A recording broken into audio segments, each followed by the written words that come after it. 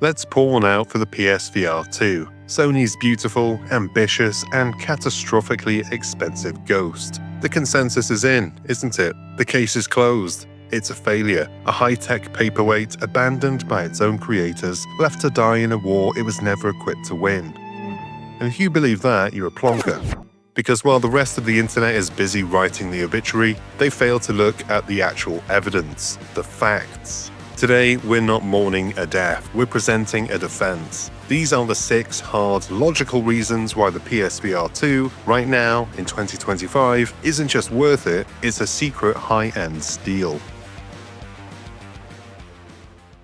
Let's start with the biggest crime the PSVR2 ever committed, its price tag. At launch, it was a joke. A 500 quid headset requiring a 500 quid console. It was an absurd, arrogant ask. But this is 2025. The landscape has changed. With sales and bundles, that price has finally dropped into the realm of expensive, but justifiable. But the real kicker, if you're a PlayStation Plus subscriber, Sony actually throws a handful of quality VR games into the collection for free. It's a quiet little perk that makes the initial cost of entry a hell of a lot easier to swallow. The biggest, most legitimate complaint against the PSVR2 was always, there are no games. For a long time, that was a fair accusation. But Sony, in a rare moment of galaxy brain genius, released the official PC adapter, and this one piece of plastic changes everything. This is no longer a closed little ecosystem. It's now a fully functional high-end PC VR headset. You now have access to the entire gargantuan Steam VR library, Half-Life Alyx, Blade and Sorcery, the thousands of brilliant, weird, and wonderful games that were previously locked away.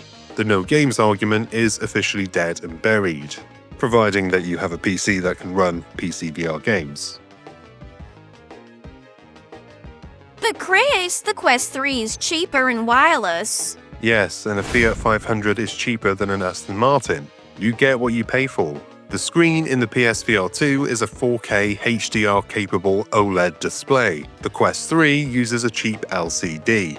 This is not a small difference. It's the difference between a washed-out greyish mess and a perfect inky black with colours that will sear your retinas. It's a technical knockout. Add in the eye tracking and you have a piece of hardware that still feels like it was beamed back from the future. But a screen is nothing if the controls feel like cheap plastic toys, and this is where the PSVR2 delivers another killing blow: the Sense controllers. Most VR controllers just vibrate, if you're lucky.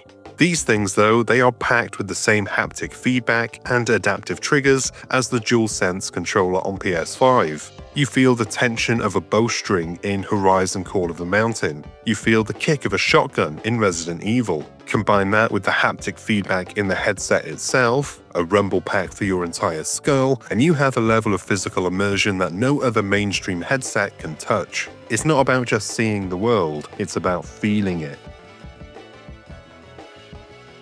But great tech is nothing without great games, and while the first-party support has been an absolute fucking joke, Sony, sort your shit out, the library of must-play experiences is actually quite brilliant.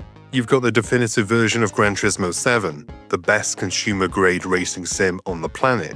You have the terrifying, pants-shittingly brilliant VR modes for Resident Evil 4 and Village, but then you have the true system sellers. You have Hitman World of Assassination, which transforms from a stealth puzzle game into the ultimate first-person Be the Assassin simulator. You have the infinite sci-fi universe of No Man's Sky, and you have exclusives like Synapse, a slick shooter that uses eye tracking for telekinesis in a way that genuinely feels next-gen. The library is small, but it's all killer, no filler.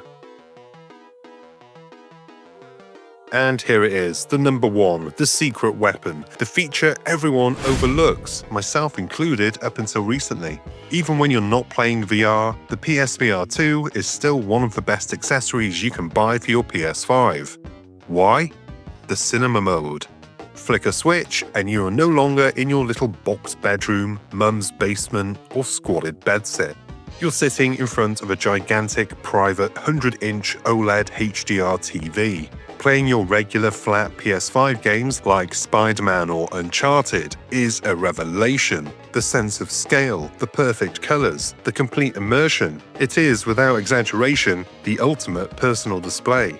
It's a private cinema for your face. It's the feature they never talk about, and it's the one that provides constant, undeniable value. It's not just a VR headset, it's an upgrade for every single game you own, and it's your personal TV. Even if someone else wants the main telly, strap this to your face, you're back to playing.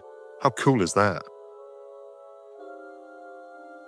And there you have it, that's the video, and those were my 6 reasons the PSVR 2 is still worth it in 2025. But I want to hear your reasons for hanging onto the headset, or why you let go. Share them below. And while you're there, hit the like and subscribe buttons and give the bell icon a ding so you're notified whenever there's something new to watch. I've been Chris, you've been gorgeous, and I'll see you on the next one. Until then, cheers my dears.